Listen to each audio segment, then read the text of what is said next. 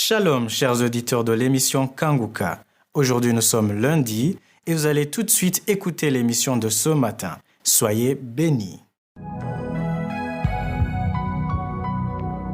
Shalom à tous ceux qui me suivent ce matin. Vous écoutez l'émission Kangoka présentée par Chris Ndikumana. Aujourd'hui, nous sommes lundi. J'espère que vous avez passé un bon week-end et je vous souhaite de commencer cette semaine tout en restant dans le plan de Dieu. Chaque lundi, comme vous le savez, je prends le temps de remercier toute personne qui prie pour l'équipe Kangoka. Si tu es béni par cette émission, n'oublie pas de mentionner l'équipe Kangoka dans tes prières. Quand tu pries pour nous, nous sommes fortifiés et nous avons la force de faire ce que nous faisons par la grâce de Dieu à travers vos prières. Chaque fois que vous priez pour nous, n'oubliez pas de prier pour les partenaires de Kangoka. Quand je parle de partenaires de Kangoka, je parle de personnes qui ont à cœur cette œuvre et qui nous soutiennent avec leurs moyens. Il y a ceux qui nous écrivent pour nous demander comment être partenaire de Kangoka. Ce n'est pas une liste, ce n'est pas une carte, mais c'est toute personne qui nous soutient. Si tu soutiens cette œuvre, tu es parmi les partenaires de Kangoka. Et comme vous le savez, chaque lundi, je vous rappelle la devise de Kangoka composée de 3 points. Premièrement, nous devons accepter la volonté de Dieu, même lorsqu'elle est différente de la nôtre. Et deuxièmement, nous devons prier tous les jours. Et troisièmement, il est interdit de se lamenter. Il faut plutôt rendre grâce à Dieu en toutes choses. Et aujourd'hui, nous parlerons du troisième point, à savoir qu'il est interdit de se lamenter, mais qu'il faut rendre grâce à Dieu en toutes choses. C'est très difficile de ne pas se lamenter si tu n'as pas encore compris que dans la vie d'un enfant de Dieu, il y a des hauts et des bas. Il y a des situations difficiles et des bonnes situations. C'est comme ça que ça se passe pour toute personne. Il y a de bons moments, il y a toujours de mauvais moments. La plupart des enfants de Dieu ne veulent pas entendre parler de mauvais moments, ils veulent seulement des bons moments. Certains croient que lorsqu'on est sauvé, on est appelé à vivre dans de bons moments. Si tu penses comme ça, tu te trompes parce que c'est la réalité. Il faut vivre la réalité, même si tu es un enfant de Dieu, même si tu es un serviteur de Dieu, même si tu es un intercesseur, même si tu es spirituel. Il y a toujours de bons moments et il y a aussi de mauvais moments. Le monde est ainsi depuis qu'Adam et Ève ont péché. Le mal est entré dans le monde et jusqu'à ce jour, le mal est encore dans ce monde. Ça n'a pas changé. Seulement, nous avons la victoire en Jésus. Le problème est que certains pensent qu'ils peuvent vivre sans difficulté parce qu'ils ont la foi. Si Jésus lui-même, le Fils de Dieu, qui n'a jamais péché, il a traversé des moments difficiles. La Bible dit dans Hébreux 4:15 qu'il n'a jamais péché, il n'a jamais commis de péché, mais il a vécu des moments difficiles. Il a été insulté, il a été calomnié, on l'a même crucifié, on l'a battu, on l'a pendu sur la croix. Jésus-Christ lui-même, s'il a traversé des moments difficiles, comment est-ce que toi tu peux penser que tu vas échapper? Tu vas échapper des moments difficiles? C'est pas possible. Les moments difficiles font partie du destin d'un enfant de Dieu. Jésus a été insulté, il a été frappé, il a subi de l'injustice alors qu'il n'a jamais péché. Il n'a commis aucun péché, mais il a traversé des moments difficiles. Donc toi, même si tu es sauvé, même si tu es spirituel, tu vas passer par ce chemin. C'est le chemin obligé d'un enfant de Dieu. Si tu comprends pas cela, ça sera difficile que tu évites les lamentations. Parce que quand les enfants de Dieu se lamentent, c'est souvent parce qu'ils traversent des épreuves ou des moments difficiles, des moments qui ne sont pas agréables. Si on considère toutes les personnes qui ont traversé des moments durs dans la Bible, la personne qui vient au sommet, c'est Job. Job est connu pour avoir traversé des moments extrêmement difficiles. Quand on parle des serviteurs de Dieu qui ont traversé des moments difficiles, il y a toujours le nom de Job qui est à la tête. Job était quelqu'un qui plaisait Dieu. Il était intègre. Il priait. Il avait bien élevé ses enfants. Il donnait des sacrifices pour lui et pour ses enfants. Dieu était fier de lui. Dieu parlait de lui. Il disait à Satan, voilà mon serviteur Job. Mais cela ne l'a pas empêché de traverser des moments difficiles. Il a été malade, il a été très malade, son corps a souffert, il a perdu ses richesses, son bétail, ses vaches, tout. Il a tout perdu. Et si vous lisez dans Job chapitre 2 verset 9, il y a sa femme qui était déçue et ne supportait pas la souffrance et lisait le conseil de sa femme au verset 9. Et sa femme lui a dit, tu demeures ferme dans ton intégrité, maudis Dieu et meurs. Et au verset 10, Job lui a répondu en disant, tu parles comme une femme insensée. Quoi? Nous recevons de Dieu le bien et nous ne recevrions pas aussi le mal. En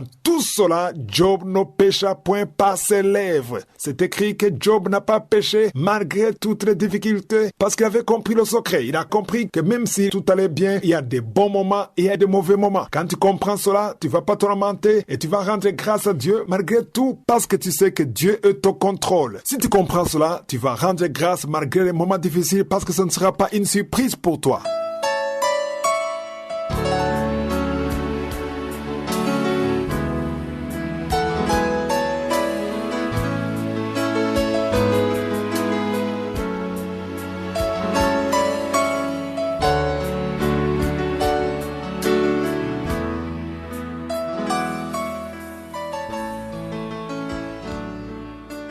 Nous sommes à présent dans la partie de l'émission consacrée à l'enseignement et nous continuons à étudier le livre des rois. Je vous avais demandé de lire attentivement le chapitre 17 du premier livre des rois. 1 roi chapitre 17. Aujourd'hui nous allons commencer ce chapitre et il y a beaucoup de choses à dire. On va passer toute la semaine à parler sur le chapitre 17. Si vous suivez régulièrement mes enseignements, vous savez que j'aime faire référence à ce chapitre quand j'enseigne. Parce qu'il y a beaucoup de choses à apprendre, surtout en ce qui concerne d'être au lieu où Dieu veut que tu sois. C'est important d'être à la place de Dieu. Au chapitre 17, on parle d'Élie qui était dans le désert. Là, il n'y avait pas de pluie. Ça faisait 3 ans et demi qu'il n'y avait pas de pluie. Pour mieux comprendre le chapitre 17, il faut d'abord lire dans Jacques chapitre 5 verset 17. Jacques chapitre 5 verset 17, c'est Jacques qui écrit en faisant référence à Élie. Au verset 17, il dit: Élie était un homme de la même nature que nous. Il pria avec instance pour qu'il ne plût point et il ne tomba point de pluie sur la terre pendant 3 ans et 6 mois. Et au verset 18, il dit: Puis il pria de nouveau et le ciel donna de la pluie et la terre produisit son fruit. Ici, Jacques faisait référence à ce que nous allons commencer aujourd'hui dans 1 roi chapitre 17. Il a dit au verset 17 qu'Élie était un homme de la même nature que nous et il pria avec instance pour qu'il ne plût point et ça a duré 3 ans et 6 mois. Allons voir cette histoire d'Élie dans 1 roi chapitre 17. Si vous lisez le premier verset de 1 roi chapitre 17, on voit que Dieu a dit à travers Élie qu'il n'y aura pas de pluie. Mais le chapitre suivant, ça dit le chapitre 18, 1 roi chapitre 18 verset 1, le premier verset, c'est le même Dieu qui dit qu'il y aura de la pluie. Donc au chapitre 17, il dit qu'il n'y aura pas de pluie. Au chapitre 18, il y aura de la pluie. Il faut comprendre ce qui s'est passé ici. Selon la loi, quand il y avait beaucoup d'idoles, il y avait un jugement de Dieu et il n'y avait pas de pluie. Il ne pleuvait pas parce qu'il y avait un jugement à cause des idoles. On verra ça au 18e chapitre. Il y avait beaucoup de prophètes de Baal et d'autres faux prophètes qui adoraient des idoles jusqu'à ce que le roi d'Israël aussi était en train d'adorer les idoles. Et Dieu a fermé la pluie. Voyons maintenant au verset 17. Au premier verset, on voit Élie qui parlait de la part de Dieu qu'il n'y aura pas de pluie. Et au verset 2, et la parole de l'Éternel fut adressée à Élie en ces mots. Au verset 3, il est dit: Pars d'ici, dirige-toi vers l'Orient et cache-toi près du torrent de Kérite qui est en face du Jourdain. On voit bien que Dieu a guidé Élie. Il fallait pas qu'il aille n'importe où. Il fallait aller exactement où Dieu voulait, vers l'Orient, près du torrent de Kérite. Pas n'importe quel torrent, mais le torrent de Kérite. L'enseignement qui nous concerne aujourd'hui, il faut être à la place où Dieu te veut. La grâce de Dieu te trouvera où Dieu veut que tu sois. Ne demande pas à Dieu de te suivre partout où tu veux. Ça ne dépend pas de ce que tu veux, mais ça dépend de ce que Dieu veut, parce qu'il y a un lieu particulier où Dieu te veut. Et au verset 4, il dit: Tu boiras de l'eau du torrent et j'ai ordonné au corbeau de te nourrir là. Dieu a ordonné au corbeau. C'était un miracle et c'était pas n'importe où. Il y avait l'eau du torrent. C'était le désert. Il n'y avait pas de pluie, mais sur le rocher, il y avait de l'eau. Et Dieu avait ordonné les corbeaux de nourrir Élie. Au verset 5, il dit: Il partit selon la parole de l'Éternel. Il alla s'établir près du torrent de Kérite qui est en face du Jourdain. Autrement dit, Élie a obéi. Il est allé là où Dieu veut qu'il soit. Au verset 6, il dit: Les corbeaux lui apportaient du pain et de la viande le matin, et du pain et de la viande le soir. Et il buvait de l'eau du torrent. Et lui mangeait le matin et il mangeait le soir. Et c'est impressionnant de voir que ce sont les corbeaux qui lui apportaient de la viande. Normalement, les corbeaux aiment la viande. C'est pratiquement impossible qu'un corbeau t'apporte de la viande. Mais parce qu'ils étaient ordonnés, ils ne pouvaient pas résister. Et Dieu a préféré utiliser les moyens impossibles pour montrer sa gloire, pour montrer sa puissance. Il a ordonné aux corbeaux. Il donnait le pain et la viande le matin. Et comme un être humain ne peut pas vivre sans eau, et même s'il n'y avait pas de pluie, même s'il y avait le désert, Dieu a fait un miracle. Il y avait le rocher, il y avait l'eau du torrent, et Élie buvait de l'eau, il mangeait matin et soir. Il restait là-bas, il mangeait, il ne faisait rien, et Dieu